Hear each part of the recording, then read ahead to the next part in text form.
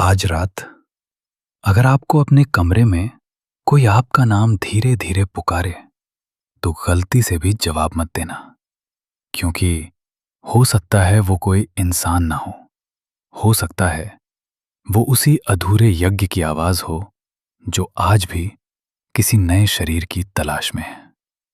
नमस्कार, मेरे डर, रहस्य और सिहरन से भरी कहानियों के दीवानों, स्वागत है आपका आपके अपने चैनल अंतरिक्ष ज्ञान पर। आज जो कहानी आप सुनने जा रहे हैं वो सिर्फ एक डरावनी कहानी नहीं है। ये एक ऐसा श्राप है जो खत्म नहीं हुआ, क्योंकि कुछ श्राप मरते नहीं, बस इंतजार करते हैं सही समय का, सही इंसान का। और जब वो समय आता है तो इंसान खुद समझ भी नहीं पाता कि वो कब उस अंधेरे का हिस्सा बन गया। कहते हैं सदियों पहले एक अघोरी ने नरक का द्वार खोलने की कोशिश की थी, लेकिन उसका यज्ञ अधूरा रह गया। और मरते वक्त उसने एक वादा किया कि वो लौटेगा और इस बार अपना यज्ञ पूरा करेगा। लोगों ने उस बात को कहानी समझकर भुला दिया, लेकिन कुछ जगहें कभी अपनी सच्चाई नहीं भूलती। आज की ये कहानी एक ऐसे ही गांव की है जहां आज भी रात के समय हवा में कोई नाम फुसफुसाता है, और जो भी उस आवाज के पीछे जाता है वो वापस कभी पहले जैसा नहीं लौटता।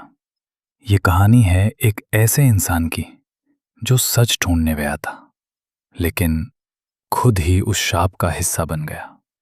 अगर आप सच में हिम्मत रखते हैं तो इस कहानी को आखिर तक जरूर सुनिए, क्योंकि अंत में जो सच सामने आएगा वो शायद आपको सोने नहीं देगा।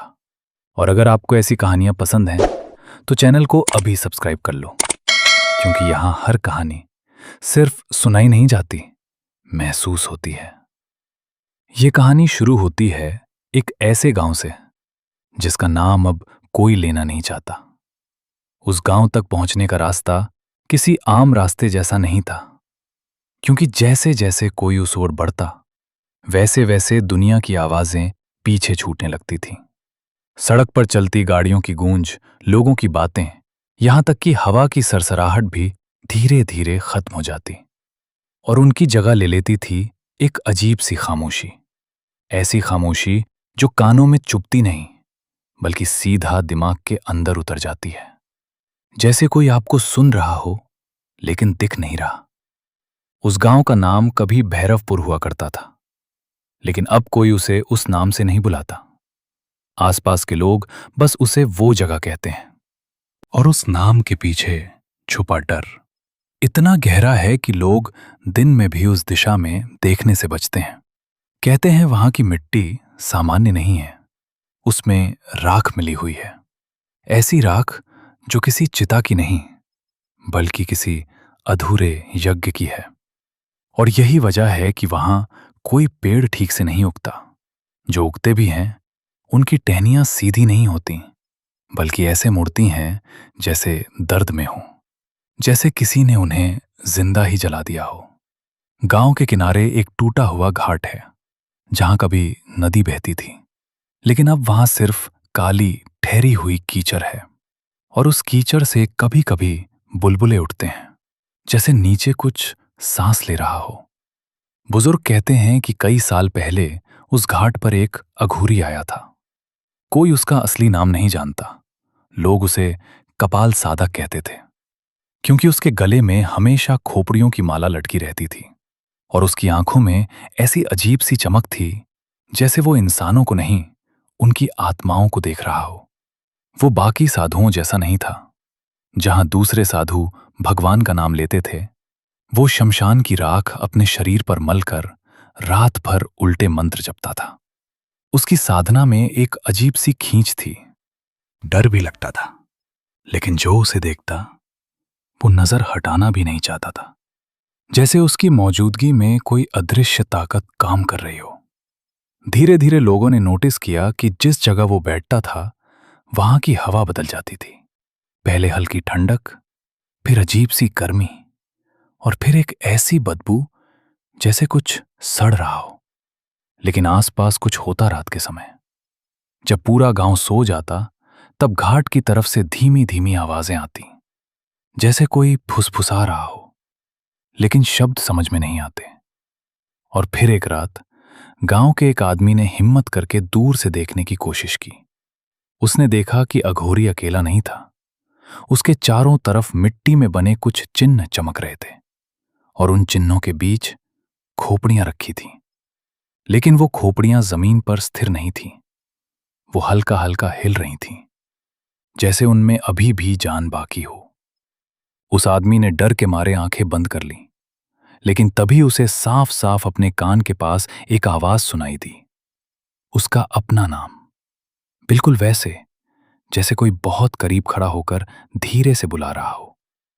जब उसने घबरा कर पीछे मुड़कर देखा, वहां कोई नहीं था, लेकिन घाट की दिशा में अघोरी की नजर सीधी उसी पर टिकी हुई थी और उसके होंठ बिना हिले कुछ बोल रहे थे। उस दिन के बाद वो आदमी कभी सामान्य नहीं रहा। वो बार बार एक ही बात दोहराता रहा, यज्ञ अधूरा है, वो हमें बुला रहा है। धीरे धीरे गांव में अजीब घटनाएं शुरू हो गईं। लोग रात में अपने दरवाजों पर खरोंच के निशान देखने लगे।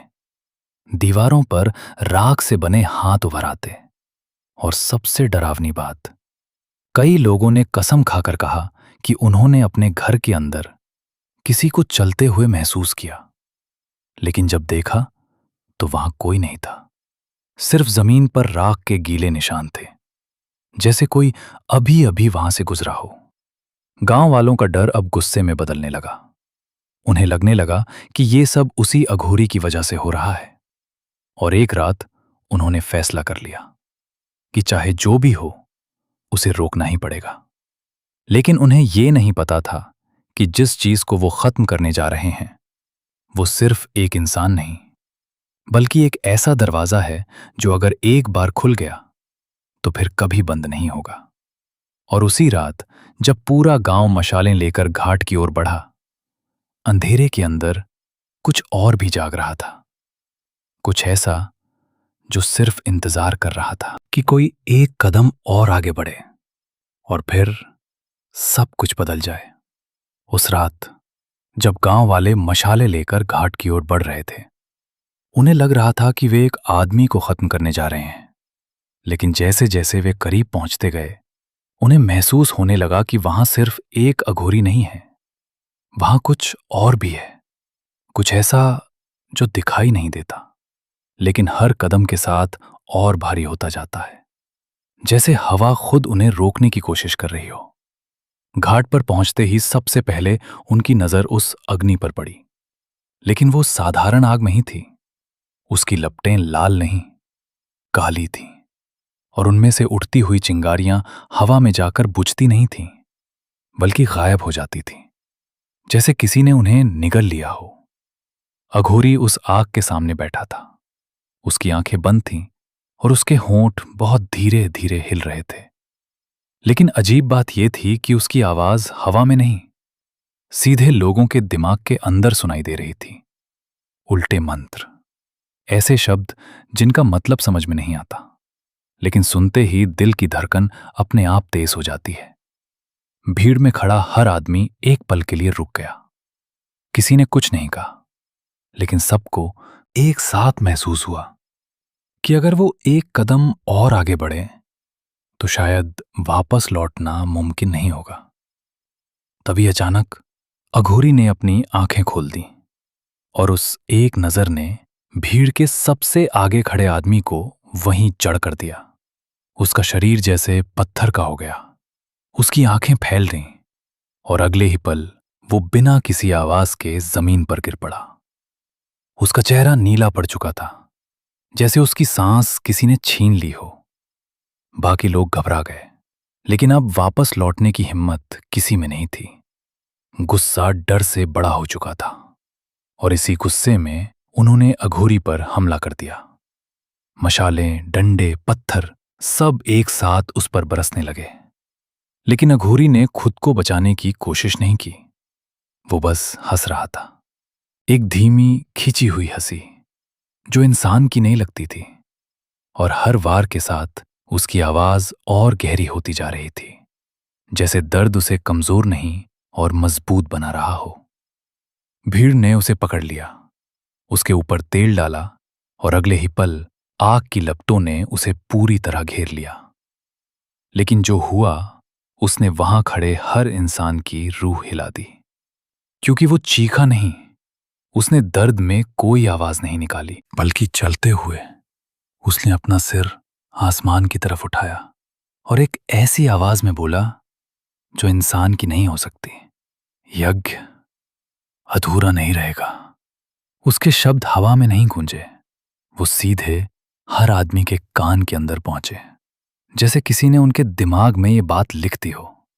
और उसी पल जमीन हल्की सी कांप गई, घाट के नीचे की मिट्टी में दरारें पड़ने लगीं और जलती हुई चिता के पास कुछ हिलने लगा। भीड़ पीछे हट गई, लेकिन अब बहुत देर हो चुकी थी, क्योंकि जिस जगह अघोरी बैठा था वहां की राख अपने आप इकट्ठी होने लगी, जैसे कोई अदृश्य हाथ उसे एक जगह खींच रहा हो।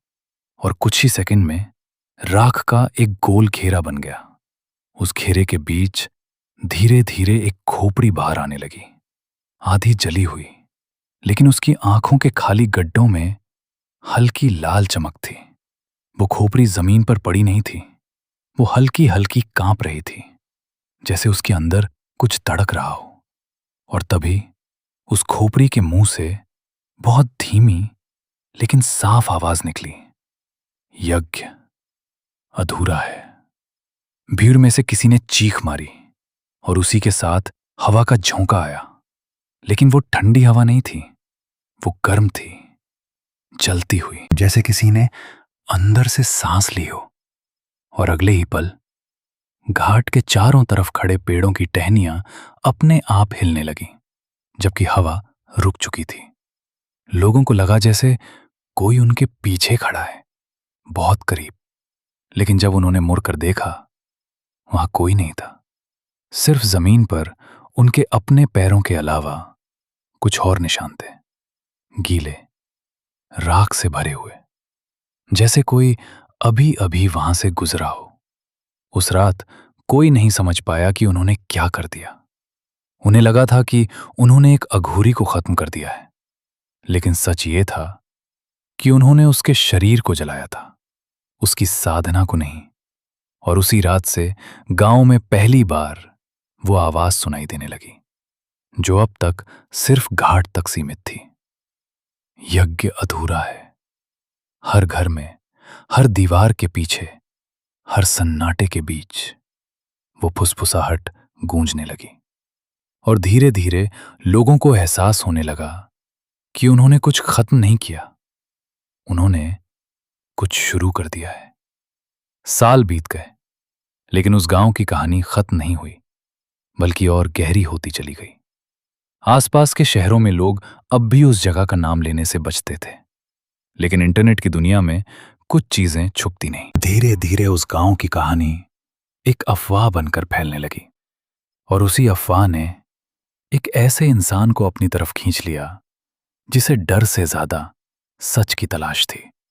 उसका नाम था आर्यन, एक डॉक्यूमेंट्री फिल्म मेकर जो हमेशा ऐसी जगहों पर जाता था जहां लोग जाने से डरते हैं, क्योंकि उसका मानना था हर डर के पीछे कोई सच्चाई होती है, और अगर वो सच्चाई सामने आ जाए तो डर खत्म हो जाता है। लेकिन उसे ये नहीं पता था कि इस बार सच सामने आएगा, लेकिन डर कभी खत्म नहीं होगा। जब आर्यन पहली बार उस गांव के पास पहुंचा तो उसे सबसे पहले जो चीज महसूस हुई वो थी खामोशी। लेकिन ये सामान्य खामोशी नहीं थी, ये वो खामोशी थी जिसमें कुछ छुपा हुआ होता है, जैसे कोई आपको देख रहा हो, इंतजार कर रहा हो, सही पल का। सड़क खत्म होते ही उसका जीपीएस बंद हो गया, फोन का नेटवर्क गायब, और कैमरे की स्क्रीन एक पल के लिए अपने आप झिलमिला उठी, जैसे किसी ने उसे छुआ हो। गांव का पहला घर सामने आया।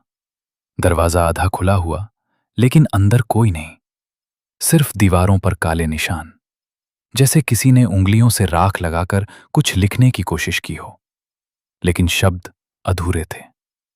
हर घर वैसा ही, खाली, सन्नाटा, और एक अजीब सी गंध जली हुई लकड़ी और सड़े हुए मांस के बीच की, जो जितना अंदर जाते जाओ उतनी गहरी होती जाती है। आर्यन ने कैमरा ऑन किया, रिकॉर्डिंग शुरू की, और जैसे ही उसने पहला शॉट लिया, उसे अपने माइक्रोफोन में एक बहुत हल्की आवाज सुनाई दी।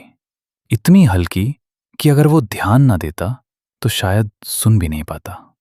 उसने हेडफोन लगाया और रिकॉर्डिंग को दोबारा सुना।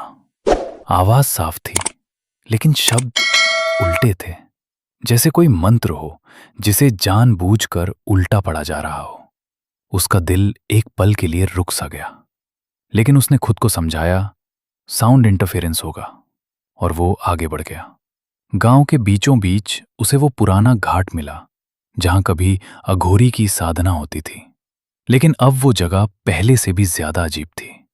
जमीन काली पड़ चुकी थी, जैसे किसी ने बार बार आग जलाई हो, और उसी राख के बीच कुछ निशान बने हुए थे, गोल, टूटे हुए, अधूरे, जैसे कोई यज्ञ शुरू हुआ हो लेकिन पूरा नहीं हुआ। आर्यन उस जगह के करीब गया, और जैसे ही उसने कैमरा उस राख पर फोकस किया, स्क्रीन पर कुछ ऐसा दिखा जो उसकी आंखों को नहीं दिख रहा था। कैमरे की स्क्रीन पर उस राख के बीच हल्की हल्की हरकत हो रही थी, जैसे कोई चीज अंदर से बाहर आने की कोशिश कर रही हो। उसने कैमरा नीचे किया, अपनी आंखों से देखा, कुछ नहीं था। फिर कैमरा उठाया, स्क्रीन पर वही हरकत। उसकी सांसें तेज हो गईं, हाथ हल्के कांपने लगे, लेकिन क्यूरियोसिटी अभी भी डर से बड़ी थी। तभी उसके पीछे से किसी ने बहुत धीरे से उसका नाम लिया, आर्यन। उसने तुरंत मुड़कर देखा, कोई नहीं, लेकिन इस बार आवाज उसके कान के पास नहीं, उसके बिल्कुल पीछे से आई थी, इतनी करीब जैसे कोई उसकी गर्दन के पास खड़ा होकर फुसफुसा रहा हो। उसकी रीढ़ में ठंडक दौड़ गई। उसने हिम्मत करके धीरे धीरे फिर से पीछे देखा, और इस बार उसे जमीन पर अपने पैरों के अलावा एक और पैरों के निशान दिखाई दिए। नंगे पैर, राख से भरे हुए, और वो निशान उसकी तरफ नहीं आ रहे थे, वो उसके पीछे खड़े थे। यानी कुछ उसके बिल्कुल पीछे खड़ा था, लेकिन दिखाई नहीं दे रहा था। उसका गला सूख गया, आवाज निकलना बंद हो गई। उसने कैमरा धीरे धीरे अपने पीछे घुमाया, और जैसे ही कैमरे की स्क्रीन उस दिशा में गई, उसकी सांस अटक गई। स्क्रीन पर उसके ठीक पीछे एक धुंधली आकृति खड़ी थी, लंबी, झुकी हुई, और उसका चेहरा पूरी तरह काला, लेकिन उसकी आंखें लाल, धीरे धीरे चमकती हुई। आर्यन ने झटके से कैमरा नीचे कर दिया। उसने अपनी आंखों से देखा, वहां कुछ नहीं था। फिर स्क्रीन की तरफ देखा, वो चीज अब भी वहीं थी, और इस बार उसके होठ हिल रहे थे, बहुत धीरे, बहुत साफ। यज्ञ अधूरा है। आर्यन का शरीर वहीं जड़ हो गया। अब उसे समझ आ गया था, ये कोई कहानी नहीं है, ये सब अभी यहीं हो रहा है। और सबसे खतरनाक बात, अब ये चीज उसे देख चुकी थी। उस पल के बाद आर्यन ने खुद को संभालने की कोशिश की, लेकिन सच्चाई ये थी कि अब वो सिर्फ देख नहीं रहा था, अब वो इस कहानी के अंदर आ चुका था। और जैसे जैसे अंधेरा बढ़ रहा था, उसे महसूस होने लगा कि ये गांव सिर्फ जगह नहीं है, ये एक जाल है जो धीरे धीरे उसे अपने अंदर खींच रहा है। उसने जल्दी जल्दी अपना सामान उठाया और तय किया कि रात होने से पहले यहां से निकलना होगा। लेकिन जैसे ही वो वापस उसी रास्ते की तरफ मुड़ा जहां से वो आया था, उसे एहसास हुआ रास्ता वही नहीं था। पेड़ वही थे, घर वही थे, लेकिन रास्ता बदल चुका था, जैसे किसी ने पूरे गांव को धीरे धीरे घुमा दिया हो ताकि वो बाहर ना निकल सके। अब सोचो, अगर तुम उसकी जगह होते और तुम्हें अचानक लगे कि तुम जिस रास्ते से आए थे वो अब है ही नहीं, तो तुम्हारे अंदर क्या चल रहा होता? आर्यन की सांसें तेज हो गईं। दिल की धड़कन कानों में सुनाई देने लगी। उसने फोन निकाला, कोई सिग्नल नहीं, जीपीएस बंद। उसने कैमरा ऑन किया, शायद रिकॉर्डिंग में कुछ समझ आए, लेकिन स्क्रीन पर जो दिख रहा था वो उससे भी ज्यादा डरावना था, क्योंकि कैमरे में रास्ता वही नहीं दिख रहा था जो उसकी आंखें देख रही थीं। स्क्रीन पर हर गली थोड़ी टेढ़ी, थोड़ी मुड़ी हुई, जैसे कोई चीज उसे अंदर की तरफ खींच रही हो। तभी एक आवाज आई, धीमी, घिसटती हुई, जैसे कोई नंगे पैर राख पर चल रहा हो। स, स, स। अब तुम इमेजिन करो, तुम पूरी तरह अकेले हो, चारों तरफ सन्नाटा है, और तुम्हें अपने पीछे किसी के चलने की आवाज आए। क्या तुम मुड़कर देखोगे? आर्यन ने भी यही सोचा, मत मुड़। लेकिन इंसान की सबसे बड़ी कमजोरी है जानना। उसने धीरे धीरे, बहुत धीरे अपना सिर पीछे घुमाया। कुछ नहीं, लेकिन आवाज रुक गई। और जैसे ही उसने फिर से आगे कदम बढ़ाया, इस बार आवाज उसके पीछे नहीं, उसके बिल्कुल बगल में थी, इतनी पास कि उसे अपनी त्वचा पर ठंडी सांस महसूस हुई। उसका पूरा शरीर कांप गया। वो अब भागना चाहता था, लेकिन पैर जैसे जमीन में धंस गए थे। तभी उसके कान के बिल्कुल पास किसी ने फुसफुसाया, तुम लौट नहीं सकते। उसका दिल एक झटके से उछला। उसने पूरी ताकत से खुद को छुड़ाया और दौड़ पड़ा। गली, मोड़, घर, दरवाजे सब धुंधले होने लगे। उसे कुछ समझ नहीं आ रहा था। बस एक ही चीज दिमाग में गूंज रही थी, भाग। लेकिन जितना वो भागता, उतना ही उसे लगता कि वो उसी जगह घूम रहा है। और तभी उसके सामने एक दरवाजा अपने आप खुल गया, पुराना, टूटा हुआ, अंदर पूरी तरह अंधेरा। और बिना सोचे वो अंदर घुस गया। दरवाजा उसके पीछे अपने आप बंद हो गया।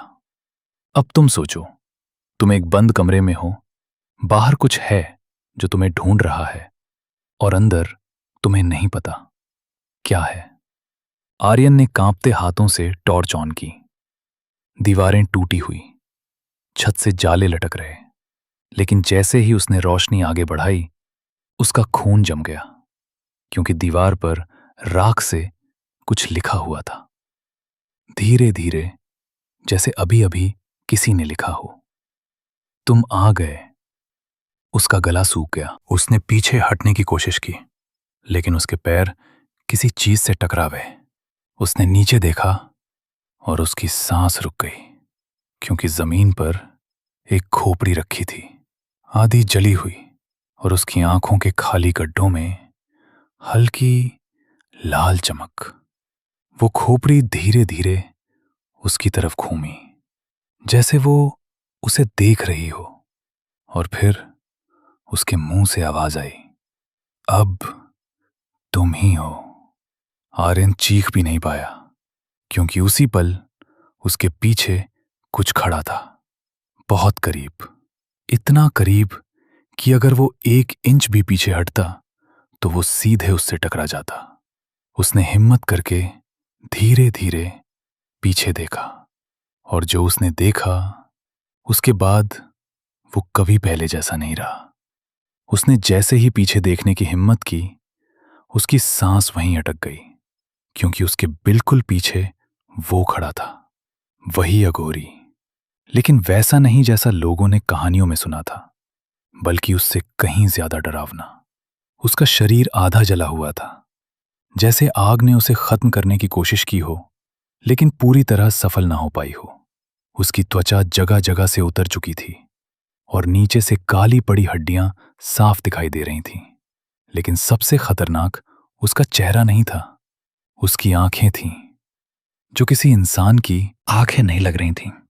वो सीधे आर्यन के अंदर देख रही थीं, जैसे उसकी आत्मा को पढ़ रही हों, जैसे उसे पहले से जानती हों।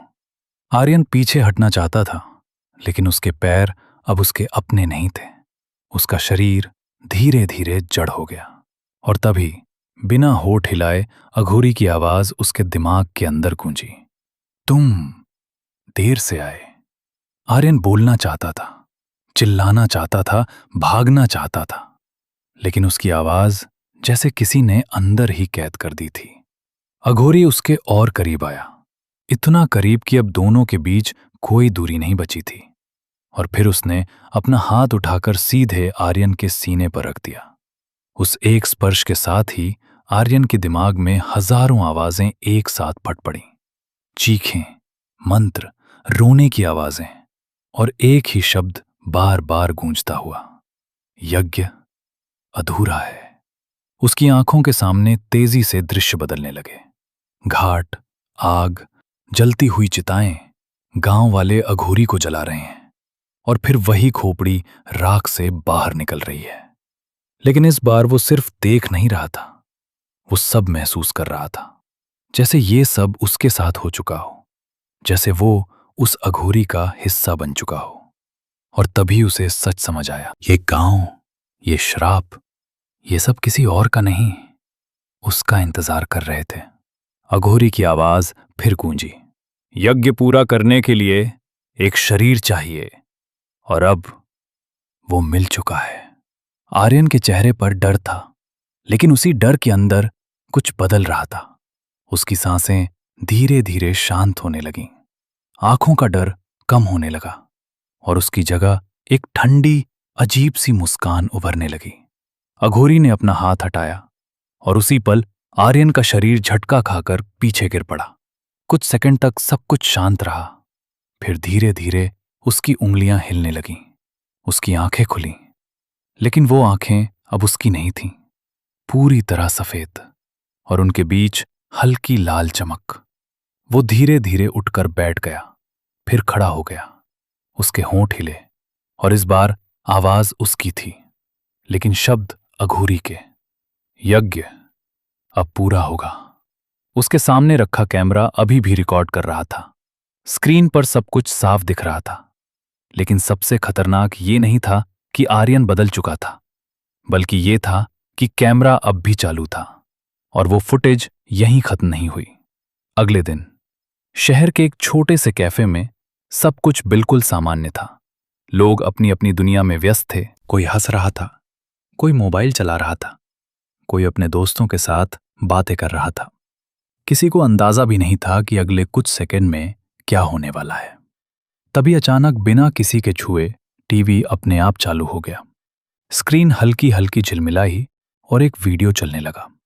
पहले खाली गांव दिखाई दिया, टूटी हुई गलियां, सूने घर, हवा में उड़ती राख।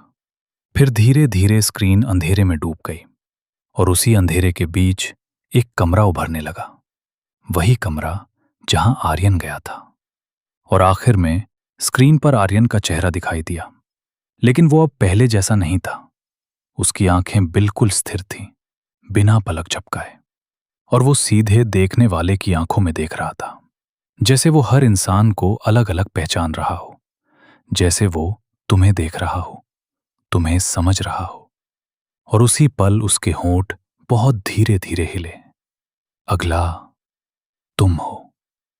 कैफे में बैठे लोगों के चेहरों पर डर साफ दिखने लगा। किसी ने घबराकर टीवी बंद करने की कोशिश की, लेकिन स्क्रीन बंद नहीं हुई। और फिर अचानक वीडियो रुक गया। पूरी स्क्रीन काली हो गई। कुछ सेकंड तक पूरा सन्नाटा छा गया, ऐसा सन्नाटा जिसमें तुम्हें अपनी खुद की सांस भी भारी लगने लगे। किसी ने कुछ नहीं कहा, कोई हिला तक नहीं, जैसे सब किसी चीज का इंतजार कर रहे हो। और तभी उस काली स्क्रीन पर बहुत धीरे धीरे एक लाइन उभरने लगी, जैसे किसी ने राख से लिखा हो, पीछे मत देखना। कैफे में बैठे कुछ लोगों ने एक दूसरे की तरफ देखा। कुछ के गले सूख गए, किसी ने हिम्मत करके थोड़ा सा सिर घुमाने की कोशिश की, लेकिन उसी पल टीवी से एक बहुत धीमी, बहुत ठंडी और बिल्कुल साफ आवाज आई, क्योंकि। और फिर उसी आवाज ने धीरे धीरे कहा, मैं तुम्हारे पीछे खड़ा हूं। उसी पल कैफे की सारी लाइट्स एक साथ बुझ गईं। पूरा अंधेरा, इतना गहरा कि कोई अपनी उंगलियां तक नहीं देख पा रहा था। लेकिन उस अंधेरे में हर एक इंसान को एक ही चीज महसूस हुई कि कोई उनके बिल्कुल पीछे खड़ा है, इतना करीब कि उसकी ठंडी सांस उनकी गर्दन को छू रही है, जैसे वो उन्हें देख रहा हो, इंतजार कर रहा हो कि वो मुड़े। और उसी सन्नाटे में धीरे धीरे एक ही फुसफुसाहट चारों तरफ गूंजने लगी। यज्ञ पूरा हो चुका है।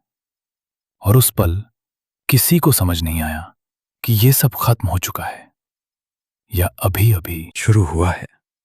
तो अगर आज रात जब आप ये कहानी सुनने के बाद अपने कमरे में अकेले होंगे और अचानक आपको लगे कि कोई आपको देख रहा है या बहुत धीरे से आपका नाम लेकर आपको पुकार रहा है, तो एक बात याद रखना, जवाब मत देना, क्योंकि हर आवाज इंसान की नहीं होती और हर कहानी सिर्फ कहानी नहीं होती। कुछ कहानियां आपके साथ जुड़ जाती हैं, आपके अंदर उतर जाती हैं और फिर कभी आपका पीछा नहीं छोड़ती। अगर आपको ऐसी ही खौफनाक और रहस्यमयी कहानियां पसंद हैं, तो चैनल को अभी सब्सक्राइब कर लो, वीडियो को लाइक करो और कमेंट में जरूर बताना अगर आप आर्यन की जगह होते तो क्या करते। क्योंकि सच ये है, डर बाहर नहीं होता, डर अंदर होता है, बस उसे जगाने की देर होती है। और जब वो जाग जाता है तो इंसान कभी पहले जैसा नहीं रहता।